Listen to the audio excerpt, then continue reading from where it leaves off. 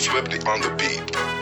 Ang sipag magtututulog, kaya pita ka puyat. Imbis magbanat ng buto, nagunat ng butong may kasamang ikab. Ganong katamad, sabay-abasa ka magaling, magabang na malalaglag. At nagtataka ka pa kapag sabay sa mawala ka na nakakapkap.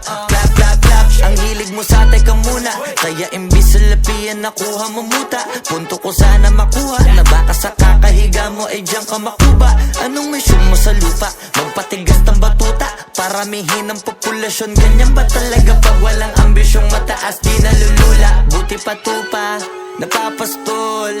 Ikaw puro angas tol, halata nagpapanggap pagda sa labas ng door.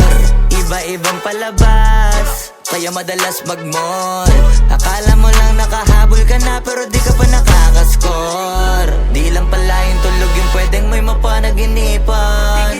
Di rin pwede na lahat ng gusto idaan sa hilingan. Pag may nahiligan, di madalian, di madalian. Ba't di pagigil? Sige, magpursige kasi di pa huli.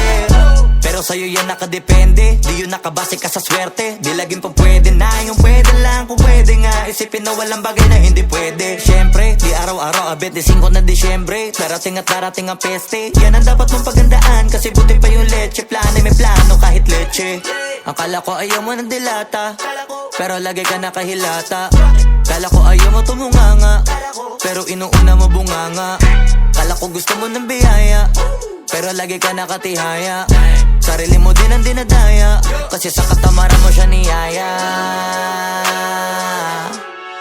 Dapat kasi di ka pumapayag, ikaw din naman ang mahihirapan. Tsaka ikaw din ang manghihinayang sa masasayang. Hoy batugan, di ka pa mayaman, wala ka pang matabang wallet. Bakit di ka makabangon? Baka bakal na mukha mo tapos unan mo naman magnet.